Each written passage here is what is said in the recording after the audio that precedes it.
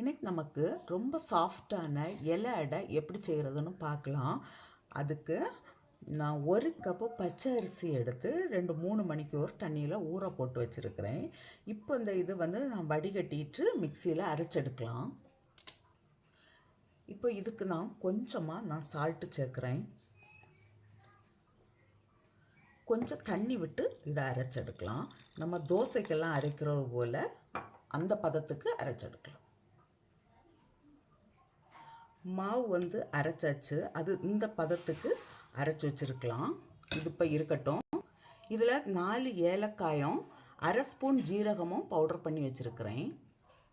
இப்போ ஒரு பேன் வச்சு நான் அதில் 1 ஸ்பூன் போல் கீ விடுறேன். இதில் இப்போ 1 கப்பு தேங்காய்,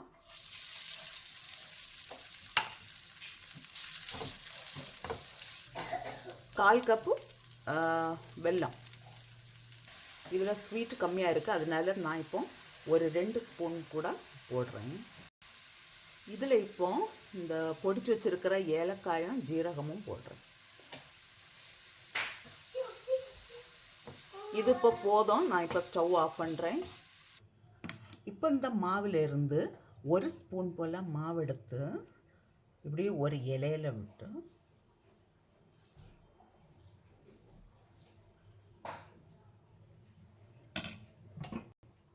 இதில் நம்ம செய்து வச்சுருக்கிற அந்த பூரணம் ஒரு சைடு மாத்திரம் போடலாம்.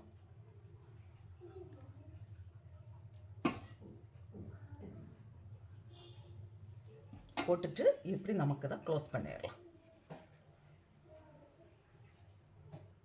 இது நம்ம எந்த பாத்திரத்தில் வச்சு ஆவியில் வேக வைக்கிறோமோ அதுக்கு மேலே வைக்கலாம். இது போல் எல்லாமே செய்திடும். இப்போ ஒரு பாத்திரத்தில் நான் தண்ணி சூடாக்க வச்சுருக்கிறேன். இதில் இதை இப்போ ஆவியில் வேக வைக்கலாம். ஒரு 10லேருந்து 12 நிமிஷம் வரை வேக வச்சு எடுக்கலாம். இது இப்போ ஆயாச்சு. இதுமே ஆறின பிறகு நமக்கு எடுக்கலாம். சாஃப்டான இலை அடை ரெடியாக இருக்குது.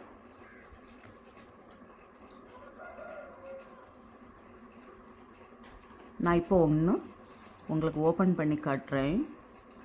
எவ்வளோ சாஃப்டாக இருக்குது பாருங்கள்.